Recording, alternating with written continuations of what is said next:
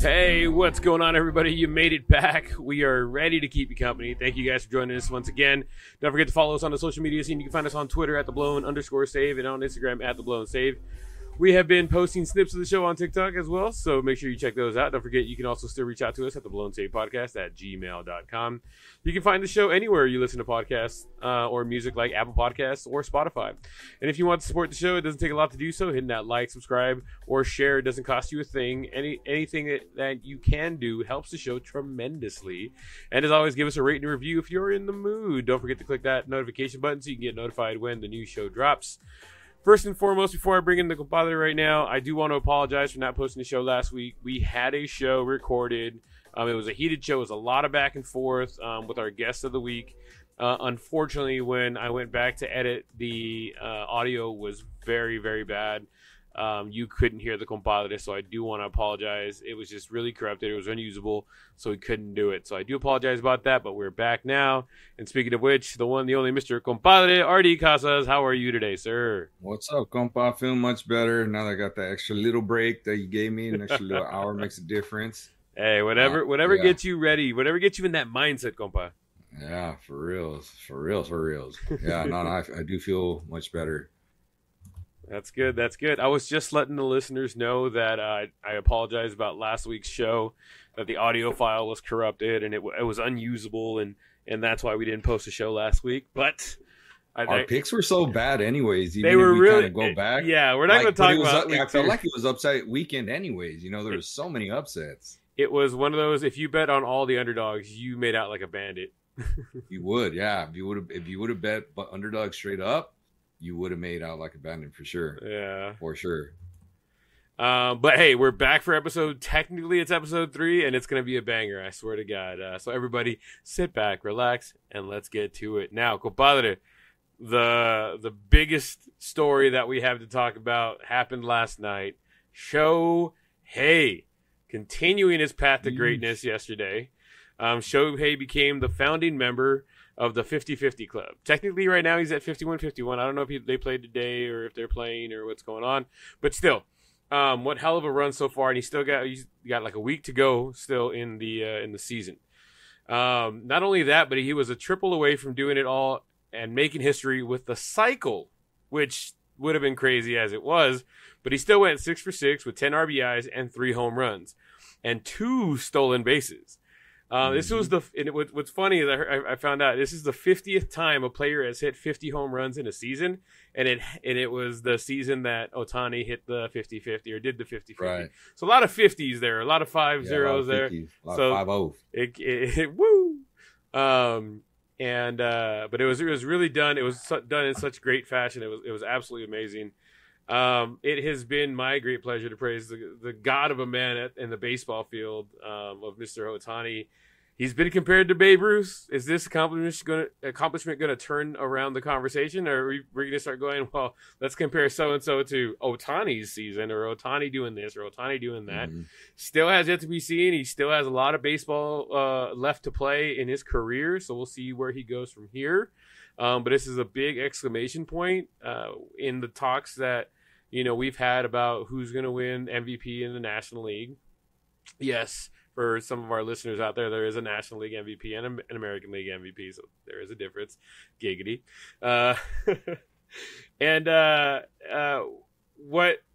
could we even compare? Let's talk about that. Who could we even compare it to, like Shohei Ohtani and what he's done so far this season? Like, who can we compare Ohtani to, or who can we? I mean, there's one dude I could compare him to.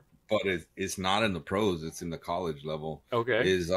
I think is Jack Taglione, the dude from Miami. Okay. He's the only comparable player that I could think of, but at the college level. What did he accomplish? Talk to us. Let the fans know. I want to say he had 2 back-to-back seasons with 30 home runs or more in NCAA. And he was a starting pitcher, left-handed. He's a lefty, meaning he throws left-handed. That's right-handed, left-handed as well too. So I want to say Jack Caglione. Yeah, Caglione from Florida. I'd have to look at his stats here, but let me pull him up. I don't know if they have his college stats. Let's see his college stats. Come on, we'll pull them up. Again, those were just off the top of my head, so don't be judging. Okay? I know, no worries. Yes, back-to-back 30 home run seasons. In 2023, he had 33 tanks, 90 RBIs. That's a lot. The RBIs is a lot for the college level because you got to think about it. They only played like 60, 70 games. So he had 90 RBIs in 71 games. That's wild. That's a lot of RBIs. That's a ton. Yeah. So in 33 tanks in 71 games, like that's, again, I get it. They're playing with aluminum. But, he had 323. That was his he was 20 years old, his sophomore. Maybe like a redshirt sophomore type of thing, looks like. Unless he's older, I guess, as a freshman. Yeah, no, it looked like he was a redshirt sophomore. But 323 batting years, 389 on base percentage, 33 tanks, 90 RBIs. That's his, again, redshirt sophomore year, looks like. Again, don't quote me on that. Just kind of taking an educated guess here. Then junior year, again, redshirt junior year, 35. Those of you guys don't know redshirt, that means they sit out a year. So their freshman year doesn't start until the following year. So they don't lose eligibility. They just sit out for maybe like, I don't know, they call them gray shirts. There's different things, right? A red shirt is just kind of the most common one because there was an injury or something like that. So then, his redshirt junior year, 35 tanks, which is this past year, 35 tanks, 72 RBIs, 419 batting average, 544 on base percentage, just like stupid good numbers, right? But he was also a pitcher. So again, redshirt sophomore year. So he did hit his like redshirt freshman year, but he did not pitch his redshirt freshman year. And it looks like he pitched his redshirt sophomore year. He went 7-4 with a 4.34 ERA. Nothing to be too impressed about. Strikeout 87 in how many innings pitched? 74. So that's good. Anytime you're more than 1-to-1 ratio is good. He's slightly above that. Then this past year he went 5-2 with a slightly higher ERA, 4.76. With same thing, a little higher than a one strikeout to innings pitch ratio. I mean, again, like comparable, like that's the closest I got for you, bro. The closest I could get to you. I mean, unless we're talking like high school player type of things, of course, but we're talking about like higher level players. I mean, that's this guy, and this guy got drafted. Where did he get drafted? He just finished getting drafted by the Royals in the first round, number 6 overall. The rich get richer. Yeah. So I think he's gonna be a hitter only type of thing because he wasn't a bad pitcher, but not dominant. Gotcha. I mean, let's check his whip. Where's his whip at? You got his car? Yeah, I see his whip is 1.42, 1.52. You want to be in the low ones, if anything. So that's not, but that's at the college level. They're still youngish. He's 21 when he just finished up his last year, So he's there. But yeah, that's the most comparable thing I got to you. It's not even super comparable. That really isn't super comparable. I mean, but still, it's very impressive only doing it in 71 games where the Major League Baseball players have a trouble doing 100 RBIs in a season, and they play 150 games. So double that, and they don't hit those numbers. So that is very, very impressive, which is awesome. Comparable. Do you think this will go down as the single greatest season in MLB history? No, and one of the things we were kind of talking about in the last podcast that got screwed up, that type of thing, like the audio and all that, was will this be one of the most historic seasons? Because we talked about like who's having the most historic season, Judge or Ohtani. We're not saying who's the better player or anything like that. We're talking about who's having the most historic season. Right. Okay. And the most historic season, in my opinion, it's gotta be Ohtani. He's doing something that's never been done. And then it feels like this dude has a flair for the dramatics. We were talking about it, me and you privately, in terms of like just when we chit chat on the drives home, like this guy has a flair for the dramatics. I mean, he had a walk-off grand slam and hit 2 tanks when he went 40-40, right? Or he hit 2 tanks that day, no? Yeah. But he had the walk-off grand slam. The walk-off grand slam was the big one. It was it was number 40. Right, number 40. So like walk-off grand slam to enter the 40-40 club, the first one in Dodger history, right? then we all kind of know, well, and we don't even want to say like, for sure until it's getting done, because I remember when Matt Kemp had like the same number of games that Ohtani had to get to 50-50 and couldn't do it, right? Mm-hmm. But I'm saying Matt Kemp had that same opportunity to enter 40-40. He had like 13 games left to enter 40-40, and he couldn't do it. And Ohtani was, I want to say he's right around there. I think he's got like 7 games left or something, or 8 games. Mm-hmm. So he had close to 13 games to enter 50-50. And of course he did it, but he did it with like in grand fashion. Yep. Like, dude, like this is crazy. And it's almost like this guy scripts it, because he stole the 50 bases first, right? So wouldn't you think it'd be like more, how can I say, like it'd be less toned if he had hit the 50 home runs first and then stolen the 50 bases? He kind of knows the moment, right? He knows like, let me steal the 50 bases first. That when I hit the tank, it's going to be like, boom, we've arrived, right? And he kind of had that feel, like he has that sense of like, hey, like this is when it's going to happen. This is how it's going to happen. So he hit, he stole his 50th base, then he hit his 49th home run. Then, or something to that effect, right? Because he stole his 50th base, hit his 49th home run, then came back and hit his 50th home run. So boom, he's 50-50, steals another base. I'm not saying if he stole it afterwards or whatever, but he got into 2 steals that game, so he won at 51. And then granted, the 51st home run came off of a position player, but I mean, that's not his choice, like it is what it is. You got to swing off of whoever's throwing the ball. And if you saw, bro, like that, where that dude hit that ball off of a position player, like, oh my God, bro, like nobody talks about how far that damn ball went. And like, I wish someone would have measured it. You know what I'm saying? And it went the other way, right? No. That one, that's the 50 one. That one hit it off of a reliever. The one I'm talking about is the one he pulled to right field and hit it like into the upper deck area. But it looked like it went 470. I mean, he demolished that ball. Like it was just gone. And off of a position player. I mean, you know how strong you got to be to hit it that far off of a position player? That baseball's grandkids are going to be feeling it. Yeah, dude. Like, yeah, man. He knocked the mud off of that thing. Yeah. And I saw that there was like 5 big monumental things that happened while he hit, within that one game he had, right? Like he's the first dude to ever have 3 home runs and 2 stolen bases in one game. Mm-hmm. Like that's never happened.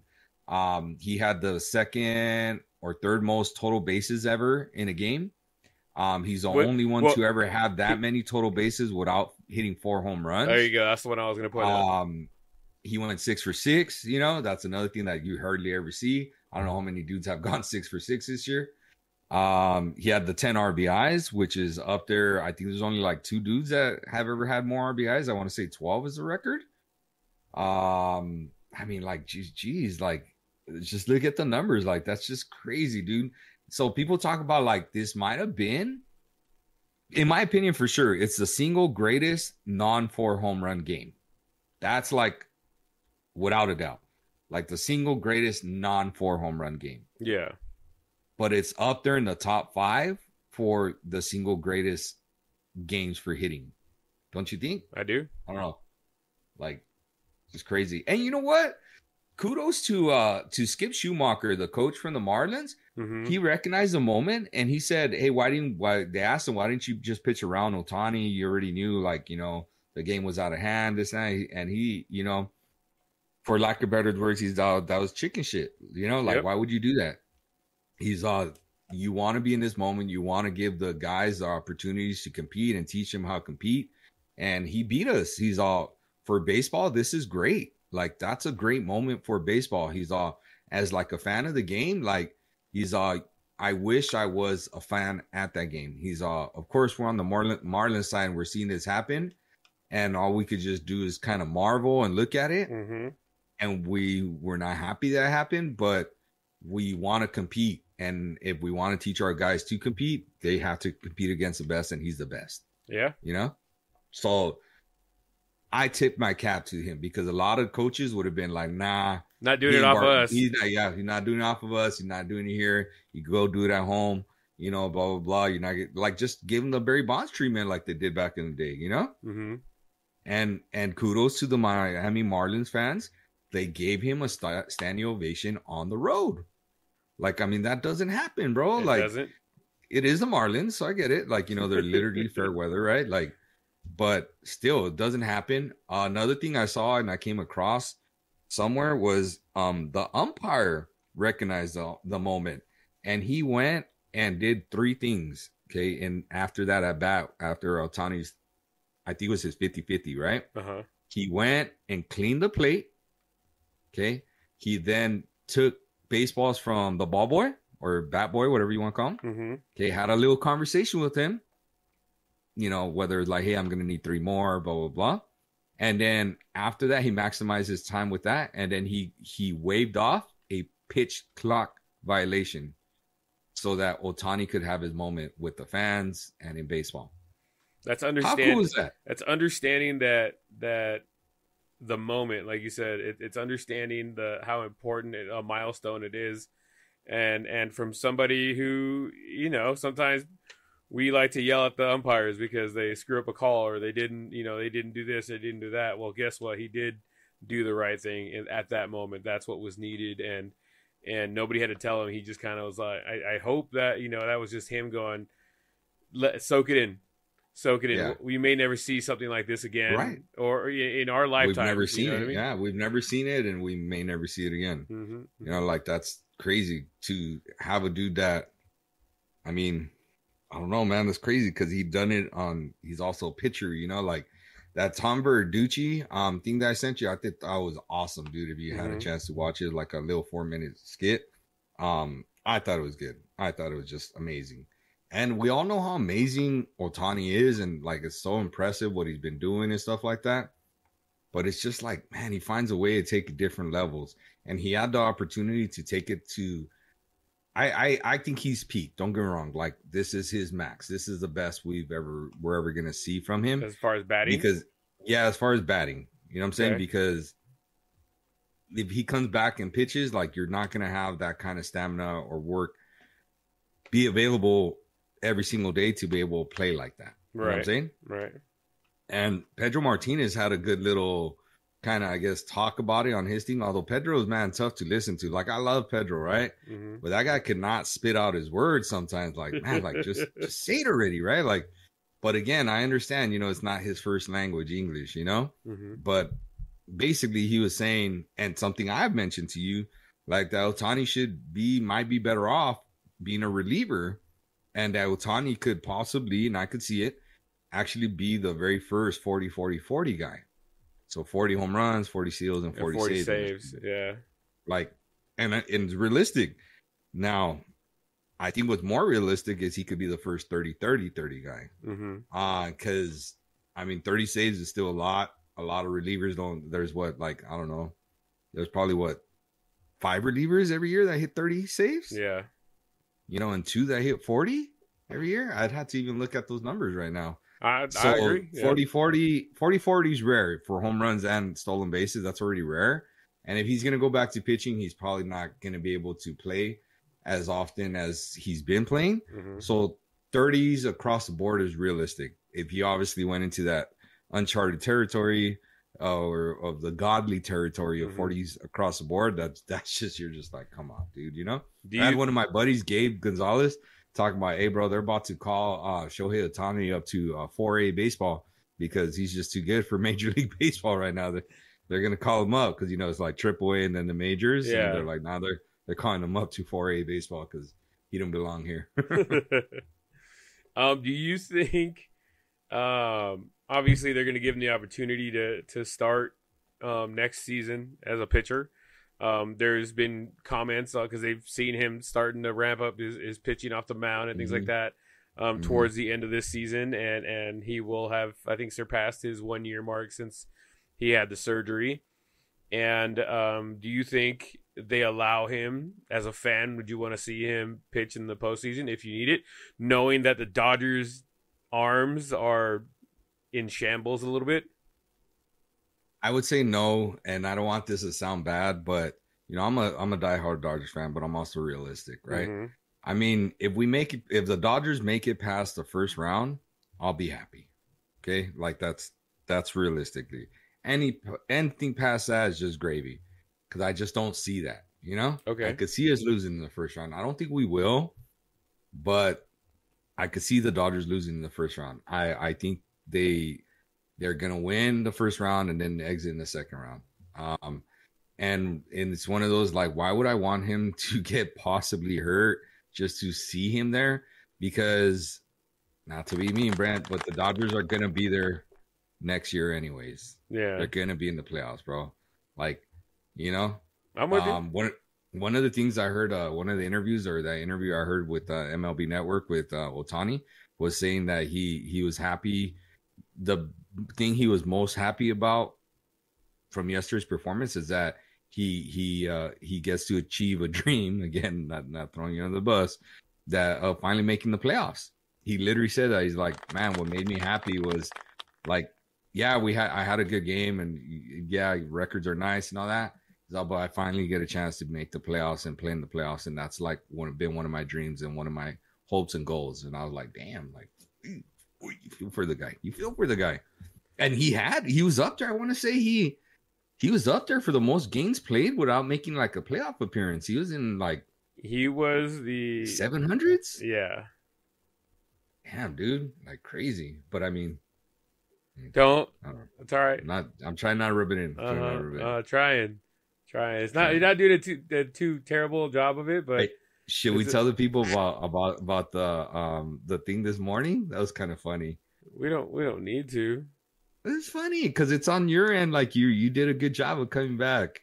Go ahead. I liked it. Go ahead. Okay, so I always like to take little jabs at my compa over here, just messing around, and they just show up on my feeds, right? Mm-hmm. And it said something about like every team in baseball had scored 10 runs or more in a game, in at least except one game. The Angels, right? Mm-hmm. And so I sent it to you, and I was like, I didn't know that. I don't keep track of the Angels like that. Which is funny because the one team they scored 10 against was against the fucking known, Dodgers. Right? Like, it should have been against someone. Yeah, I should have known who that. I love that. I should have known who it was against, right? Because it was a game I kind of watched, right? Mm-hmm. I didn't actually watch much of that series at all. But anyways, they scored 10. You're like, this isn't true. They scored 10 against the Dodgers. You even sent me a screenshot. And then I told you, I was like, how dare they misinform me of shots, me taking shots early at my compadre this early in the morning. I know, it was an early morning one too. And I was like, God damn, bro, it's fucking 6:10. Already talking shit at 6:10? And then I was like, wait a minute.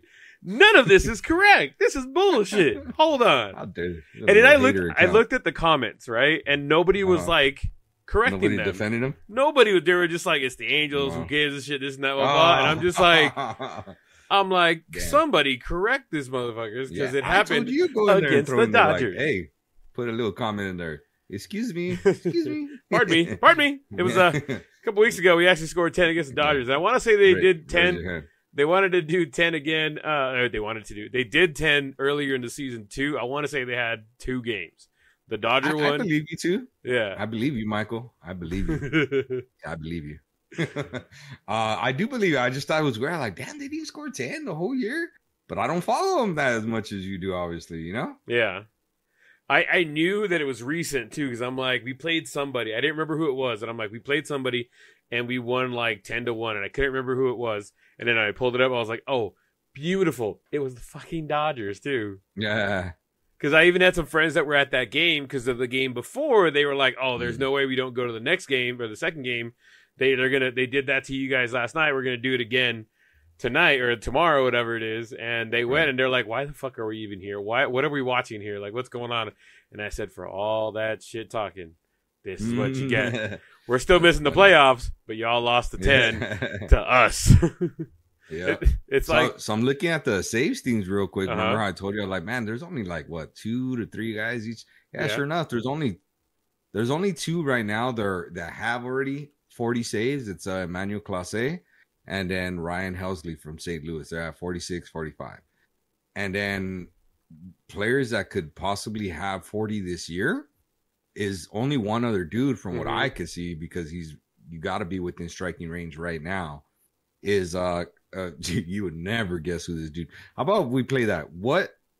And I'll give you a league, and you still won't even guess. Oh shit! It's the National League.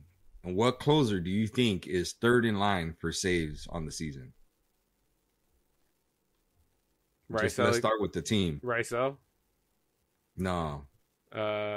Who's the other guy? You're in the right division. I'll give you that. You're in the right division. Okay. Who's the other guy? We got the Kamayama dude. We had him. We traded him away. It's not him? Mm-mm. Start with the team, and maybe it'll help you. So you got the right division now. You're on the NL. You got the right division. You got to know some of the other teams in that division, but yeah. Oh, my God. Did Ohtani just went yard? 52. Yep. Straight away dead center, like pitched like around his chin, maybe like up and in. He hit it to like basically dead center. Just the way he hit that. That wasn't even pretty. You know how like a lot of his are pretty? Yeah. That one didn't look very pretty, but I mean, it looked like he stayed on top of the ball. Because most of the ones, I don't know if you ever noticed, they're usually kind of lower on the lower end. They are. He's not 52 to be fair. He's got 52 tanks and 51 steals, which, by the way, one of the big arguments on someone was bugging about last week was how many home runs and the Triple Crown for Mr. Aaron Judge. Tony's only one home run away from Judge now. Hey. And he was bugging about how oh geez, look at that pitch. How he had a 5 home run lead on him and stuff. He's only 1 home run away now. And he doesn't have the Triple Crown by a lot. He's in 3rd place on batting average. Well, Judge went on a little bit of a cool streak. He wasn't hitting anything. That's baseball, though. Yep. Baseball will humble you real quick. Really, really quick. Real quick. So then he becomes a one-trick pony, right? If you're only leading the league in RBIs. Absolutely. I mean, don't get me wrong. I think Judge is having the better year, but yeah, more historic. So anyways, back to the saves leader. All right, so we're in the NL East. Yes. Okay. Man, I wish I paid attention to the NL East a little bit more. Let's see. I'm going to go with a team that's probably doing better right now. So I'm going to go with the Phillies. That wouldn't be a bad guess, but no. Is it a contender? Has to be, right? I don't think so, actually. I know. I was like, damn, he's got that many saves. I don't think they're a contender. It's not the Braves. It's not the Phillies. No. It can't be the Mets. It's not going to be the Marlins. So the Nationals. No. Yes. Okay, so that narrows it down to the Nationals. So, and the guy you just won't guess it, man. You won't guess it. There's no way. Who is Kyle Finnegan? Who the fuck? Yeah, he's got 38 saves, man. Sounds like he should be pitching in Boston. In 43 opportunities, man. Jesus. Yeah.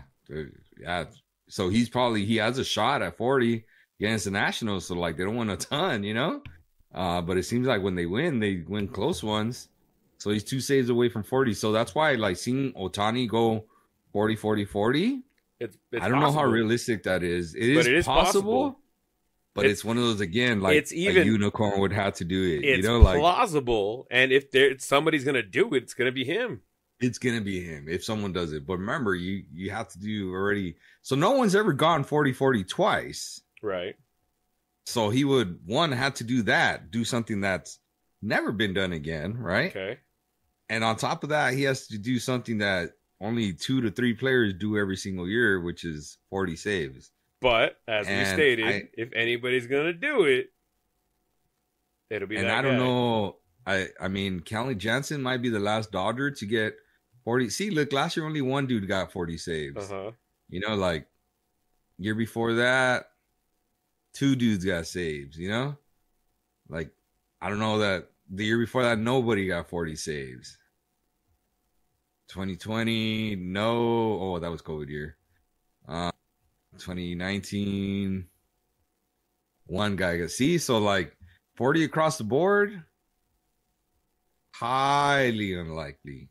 Highly unlikely. Right. Highly.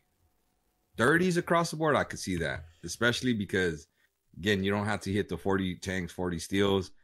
I kind of feel like the 40 steals would be easier for him than the 40 tanks. Yeah. In my opinion. Just because as you get older, you know, like just that pop isn't always there, you know? Yeah, I don't know. 30-30-30 across the board is possible. 40-40 again. Give him his plaque the second he gets that. You know, like that he's in the Hall of Fame right now, Brand. After what he did this year. Well, it's going to be his third. It's going to be his third. MVPs? 3 MVPs. It's going to be the first 50-50 season ever. 51-51 right now. I mean, how do you not at this point? Like it does. He could retire tomorrow, keep the rest of his money later, and like he's still going to the Hall of Fame. He would get into the Hall of Fame before he would get the rest of his money. And is he going to be unanimous again? I think somebody's going to hate. I think it'd be 99%. Somebody's always going to hate. You know, he's won it twice. Unanimous? Oh, I thought you meant going to the Hall of Fame. Yes. No, he will be unanimous NL MVP. Yes. Okay. So then he would be a 3-time unanimous MVP. I don't even think there had been 2. I don't even think there's ever been 2 until him. Mm-hmm. And he would do a 3rd time. And he'd also be the 2nd player to ever win it in both leagues. Yes. Yeah. Which, do you know who the other one is? I know who it is. I asked you this question 2 weeks ago when we talked about Shohei Ohtani. And I got it right. So, but do you remember who it is? Yes. It's the Big Hurt. Mm-hmm. Nope. Not Frank Thomas? Nope. I don't know why that name popped in my head. My dad's going to kill me. Hold on. Oh, see? But then you're over here questioning and grilling me. I know the answer. I know you know the answer. I asked you the question and you answered it correctly. So you knew the question and you already had it. So that means you should have it in your memory. I'm sorry. I've had a lot of things have happened in the last 2 weeks, okay? Oh, I guess I'm just here twiddling my thumbs at home, right? So no? If I gave you the teams, would it help? Yeah. I don't think it would, but the Cincinnati Reds and Baltimore Orioles. If I gave you the decade, would that help? Probably not. But... It's Frank Robinson. Yes. There we go. Right, there you go. I don't know why I thought Big Hurt for whatever reason. Because his name's Frank Thomas. There you go. That's what it was. I knew Frank. All right. Yeah. God damn it. Trying to help you out here. Thank you. I appreciate it. I was drowning. See, and you say I don't love you. So, where's the but yeah, man, that's what else can we say about Ohtani? He's the GOAT. It's gonna be fun to see him in the playoffs for the first time. How about this? Let's talk about something. All right. Do you think he hits one out in the playoffs? Yes. Does he get 1, 2, 3? I think 1 in the first round, 2 if he gets into the second, 3 if he gets into the second. I think he gets 1 in the first round at least. Okay. I think if they go to the second round, I think he hits 2 more. So I think he's at 3 going out of the second round if you guys make it out of the second round. You already know me. I know. That's what I'm saying. Yeah, I'd like to see him get 1. We'll see. I don't know if he'll get 1. I'd like to see him get 1. I'm gonna call it and say he doesn't get 1 in the postseason. I think they're definitely gonna be more. If it's only 1 round, let me state that. If it's only 1 round, I'm gonna say he doesn't get 1. I think it's gonna really depend on who's on base, how many outs, what inning, what the score is.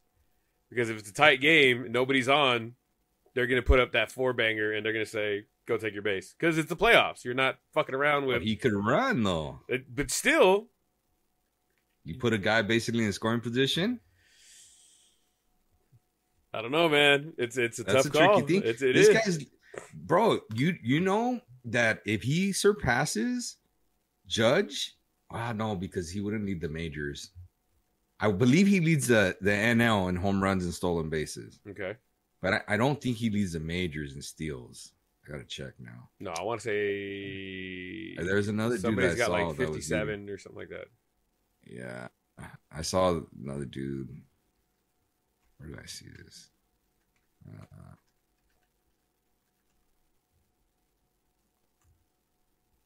Hitting, stolen bases. Eloy de la Cruz. Yeah, Ellie. Or Ellie, yeah. Not Eloy. So there you go. So he doesn't even lead the NL, bro, in steals. Yeah. He doesn't even lead the NL in steals, and he's not going to. There's no way he patches 65, you know? Yeah. There's no way. But Ellie's got 206 strikeouts, bro. Gee Louise. Hijo su madre. That's a lot of Ks. And he's hitting 260 still, though. That's kind of impressive to have 206 strikeouts and be hitting 260. Crazy. All right. Well, anyways, I still think he, if he doesn't get out of the first round, he doesn't hit a tank. And if he does get out of the first round, I do think he will hit 3 in total. Gotcha. Well, that's the number I had out of the second round. I agree. I'm with you. 3 altogether. With you. All right. Anything else in baseball news? I have one more comment on baseball, but anything else in baseball news noteworthy? Nothing that stands out because I feel like that's the latest hype. I know a lot of people were talking about, I know one thing I feel like it's going a little underrated, and I think we should kind of mention it, is the 30-30 club. So Bobby Witt Jr. became the first shortstop to ever go 30-30, like to have 2 seasons with 30 stolen bases or more. But did you know there's another shortstop that's right on the heels of doing it again too? Who did? And I'm trying to find him here. So I want to see where he's at. I don't see him. I know he's close, but he better start running a little bit more. Which is the point I was going to bring up is Francisco Lindor. Oh, there he is. So yeah, so Frankie is at 31 tanks and 27 steals. So he's 3 stolen bases away from being technically the second shortstop to ever go 30-30 in a season.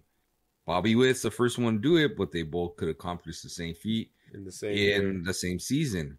What would be kind of cool for Lindor, I guess, or the feather in his cap, is that he'd be the first National League shortstop to ever do it. You know? I got you. But the reason I bring that up is a lot of people were trying to advocate for him being the NL MVP. Why? Because he plays a premium position. Does he play at an elite level? He's probably not going to even win the Gold Glove, but he does play a premium position. You're like, but the numbers are so... There's such a big gap between even just their hitting numbers. Yeah. That I just don't see it. If the gap was closer, yes, for sure. Right? But the gap is huge, between their hitting numbers. Like, I don't know what he has over Ohtani, like, that you're like, oh, damn, he's, other than fielding 4 ground balls a game over him, Yeah. Like, I know I meant to say it, like, in a funny way, but it's also true. I got you. So I don't know. So I thought that was interesting. Yes, he's having a good year. I get it. You tip your cap. Is he going to win the Silver Slugger? Yes, probably, for his position. Is he, basically make some history? Sure. Gold Glove. I don't know. I'd have to look at see who else is there. I would say probably not, but I mean, I could be wrong. I could be wrong. That's always what the coaches vote on. Gotcha. So it's not based on stats. It's all based on what the coaches kind of like. So I don't know. Any thoughts on that? I think that's awesome. I think that'd be awesome to have 2 guys do it, and him be the National League the first National League shortstop to do it. I think that's pretty damn awesome. I think that it puts him in a conversation that if Shohei's not there, people start advocating a little bit more about that kind of accomplishment on level with, hey, let's have a realistic argument about Lindor as the NL MVP. Mm-hmm. You know what I mean? Yeah, for sure. I mean, yeah, and there's another dude that's quietly, I want to say it's an outside shot because he needs to get hot quick because he cooled off a little bit. There's a guy that could quietly have a 40-40 season. Can you guess who it is? Oof. And I've been talking about all year. I like this guy, but I also knew about him because I have him on my fantasy team, and I have him because I knew he'd be 30-30. I just didn't think he'd be approaching Corbin Carroll? 40-40. No, not a bad guess, but Carroll actually, surprisingly, he slowed down a lot on the steals. And I think he's on pace for 2020, but no, not him. Decent guess, though. Carroll's not going to get 40-40, though. I don't think he's ever going to have 40 tanks. I don't know, man. He's a little dude. That's what just popped in my head right when you said that. Because you said on your fantasy team, I know you have. Yeah, you're right. That's not a bad guess. Oh, the dude from the A's, Rooker. That's not a bad guess either, but no. Oh, he's way far from steals, but he's having what we call Hall of Fame season. We'll talk about that in a second. Who is it? No, yeah. Okay, how about this? We'll break it down again. American League. Okay. I've been watching football more than baseball right now, man, because my guys are out. Come on. American League Central. Oh. Damn. Plays third base? Devers? No, American League Central. That's American League East, compa. Oh, Jesus, home run derby over here at Dodger Stadium. I mean, not all Dodgers, but like home run derby period. Who is it? Teoscar just hit one out. Ohtani hit one the inning before. Someone from two guys. I know Blackman hit one out from Colorado, and then I didn't see who the other dude was that hit one out from Colorado. I didn't recognize the guy. No, you don't know? Third baseman, Central, East? No. Not East, Central? AL Central? No. Switch hitter. Little dude. Really, really known for a good punch. Wow, I thought that one would give it away. He knocked the dude out 2 seasons ago, and that guy's career has not been the same. Wow, that's got to be a dead giveaway. Your dad's probably screaming at the radio or whatever he's listening to right now. He's like, "Come on, Brad! Come on, Brad! Just tell him, Brad. It's Jose Ramirez. Jose Ramirez, Jose Ramirez, bro. He's at 36 tanks and 40 steals. Jesus. But again, he needs to hurry it up with those tanks because he's at 36. That means he's better catch up real quick, real quick. Yeah, he's gonna need an Ohtani game. Yeah, he is. But he does catch fire like that, though, man. This guy does go on these runs, which is why he's where he's at. Mm-hmm. But he's having a hell of a year. Really, really good year. But it just goes under the radar because it might be the third best season in the AL over there. Yeah. Behind Witt and, Judge, Yeah. But, I mean, he's got a shot at He's got a realistic shot at 40-40. He's got about 7 games probably to hit 4 more tanks. Yeah. Possible. Unlikely, but possible. Well, your dude that we're just talking about right here, believe it or not, he's actually 5th overall, tied for 5th with home runs. Who that? At 38 tanks. Your Tocayo, Mr. Brent Rooker. Rooker. Look at that Rooker over there.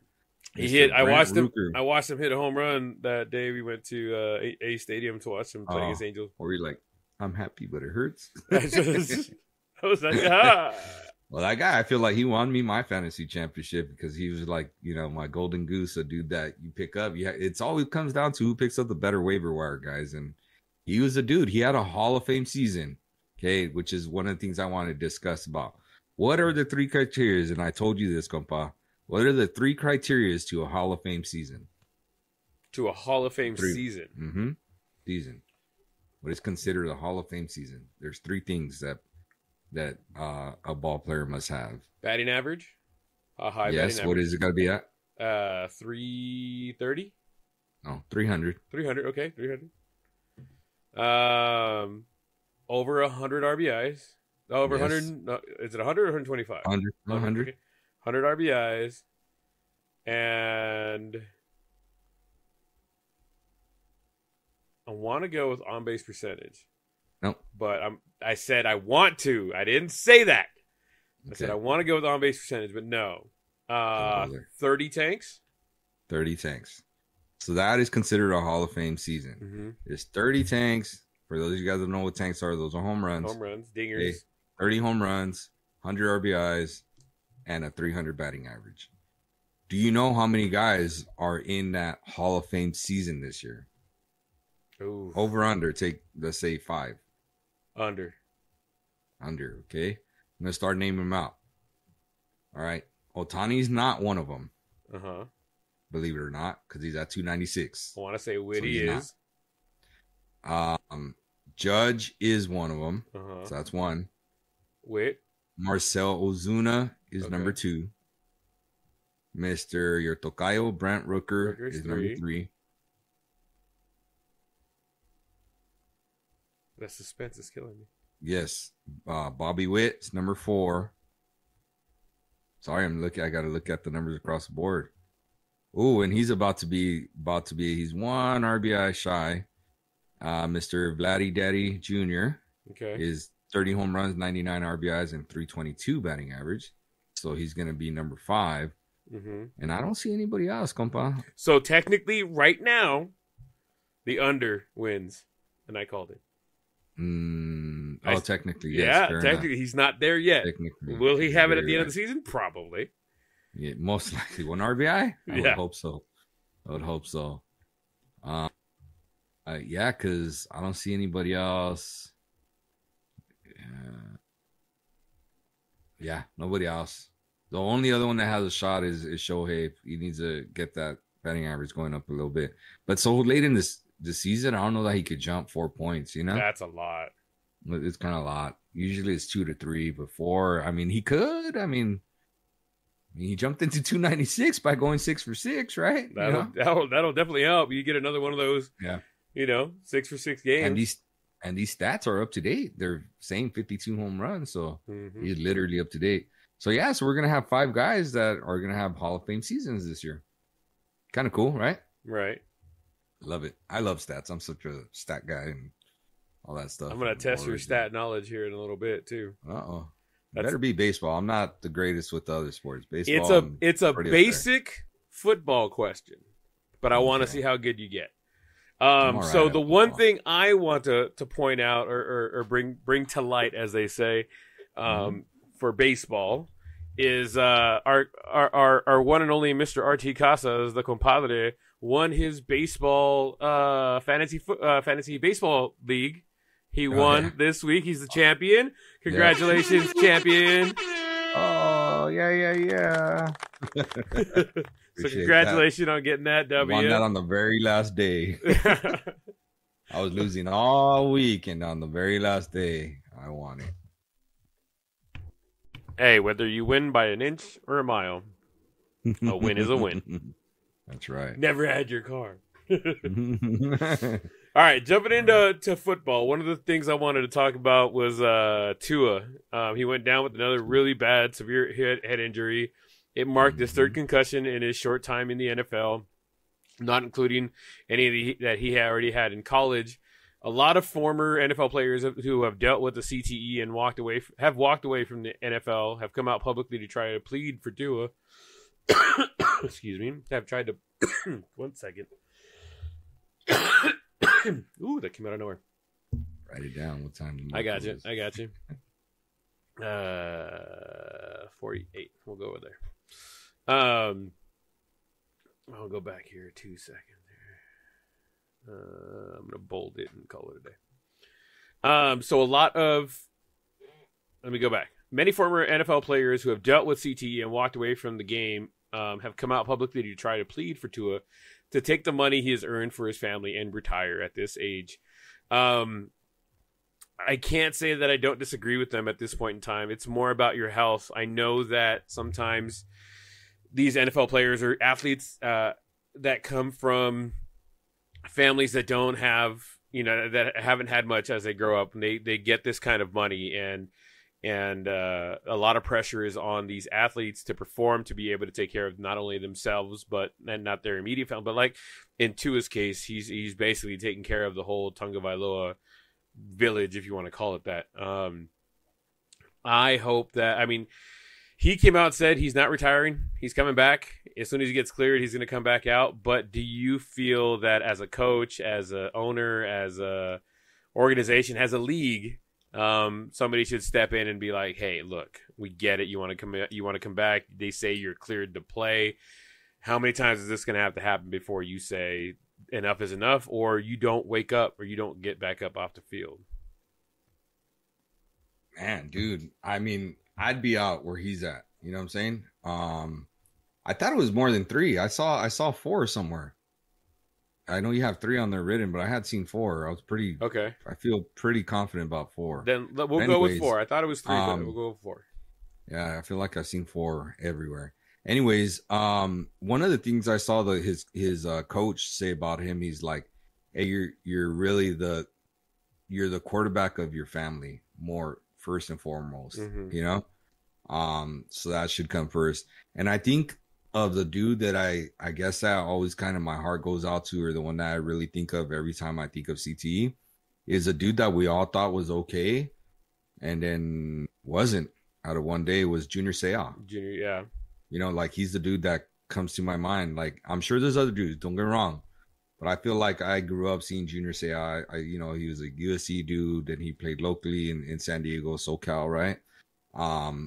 And he's a dude that I think almost everybody cheered for. Like even like, you know, you who's a Cowboys fan, that probably like respected him. You know, Absolutely. that you're just like, good Lord, that guy was just a beauty to watch. You know, and you saw his vibe and stuff like that, and he was just like this vibrant, joyous person. At least that's what I saw. You know, and then one day he's just gone, and he shot himself in the chest so that they could study his brain, research his brain. Yeah, and you're just like, wow.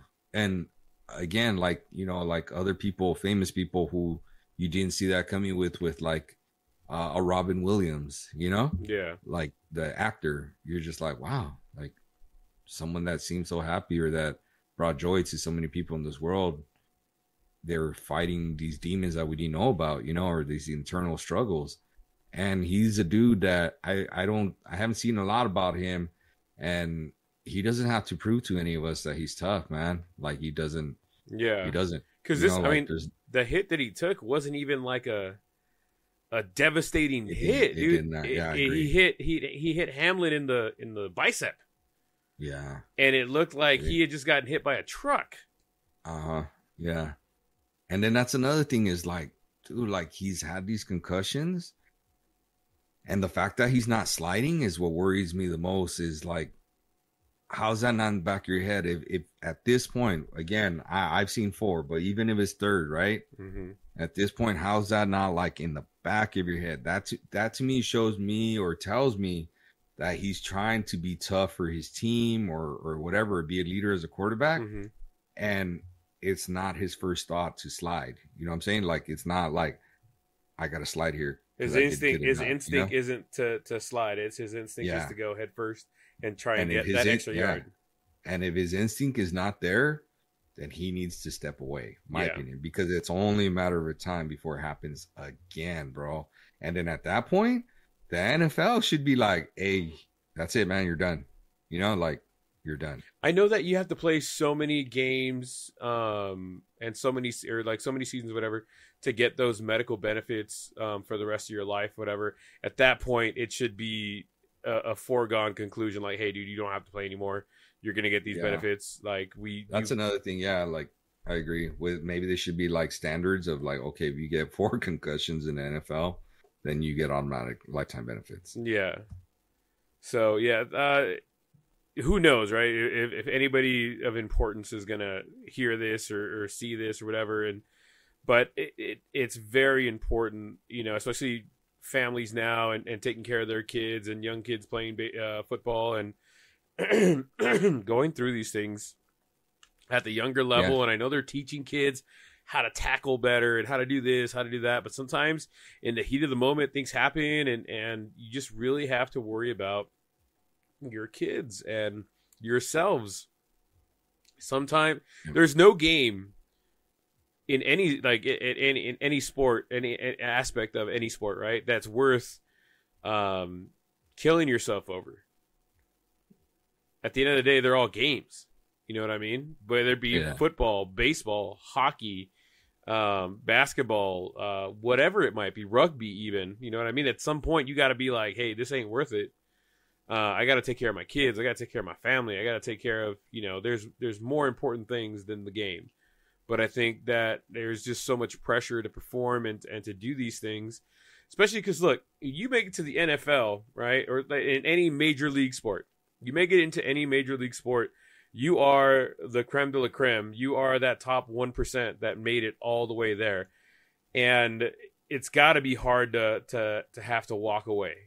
You know what I mean? Like, whether or not it's health reasons or whatever, it's got to be tough to be like, I'm physically fit minus the concussion to be able to play at this level, to walk away. You know what I mean? That's all you've done. You've strived to get to this point. You've reached the pinnacle. And now you're basically being told you can't do it anymore, or you shouldn't do it anymore. Because I'm sure they're going to clear him at some point. But is it, you know, just because you could, does it mean you should? I would hate to be that doctor that clears them. I'll tell you that. I would not be that doctor, but I'm not smart enough to be a damn doctor. Anyways, I'd have to pass that one off. Yep. Yeah, I'd be like, you ain't getting that signature for me, man. You're not getting a signature for me. 100%. 100%. I was looking at this. You're right. It is 3 that he's had on here. I was kind of looking because I was like, man, I thought I had heard 4. Not that I knew. I thought I had seen 4 quite a few times, to be honest. But I saw something while I was doing that I saw, and I was like, oh, come on, Brett. Brett Favre said he estimated he had suffered an astounding 1,000 concussions throughout his 20-year Hall of Fame career. Jesus Christ. And you're like, come on, bro. Like, you probably got hit 1,000 times, dumb, but right? Yeah. Well, even that, like, realistically, 1,000? Maybe not every time they hit you. Yeah, that's what I'm saying. He got hit probably 1,000 times, not in the head, not a concussion. Do you really think he got hit 1,000 times though? He was a runner. He got smacked around 1,000 times though. Like, how long did Favre? 20 years. So 20 years, 1,000 divided by 20. Let's do the quick math, and that's assuming he played every single game, which we know he didn't, right? I mean, that's a lot, dude. That's a lot. Divided by 20, that's 50 concussions a season. Divided by what? 16. So 3. So that's 3 concussions a game. Yeah, he's crazy. Serious math. I mean, but here's the thing. Assuming he played every single game. I can see him getting hit, like tackled or sacked, 3 whatever, times a game. 3 times a game. I can see you 1,000 times getting hit, like in your lifetime or in your career, but concussion, why every single time? Get the fuck out of here. Yeah, he just wants to be relevant. He wants to be known for something else. Yeah, other than stealing and then people's money. He did come back like a little bit later because it is in the footnotes here. He did come back once he realized what the diagnosis was for a concussion, and he says he is officially believed to have had 3 concussions based on the number of times he was knocked unconscious in a game. I'll give him 5. How about that? Okay. Right? Over 20 years? Wow, he played a lot of years, yeah. I can see it. I believe that. You tell me 5, I believe that. I believe you, Michael. I believe you. Can you put that as one of the little button things for us? Which one? You get a chance to, like, I believe you, program. I'm working on grabbing. I'm getting that. We're going to be upgrading the recording studio, quote unquote, and getting a little soundboard. I would love that. That's got to be mine right there. That's got to be one of the ones I wanted. Like, I believe you, Mikey. I believe you. If you said he did it, I believe you. There you go.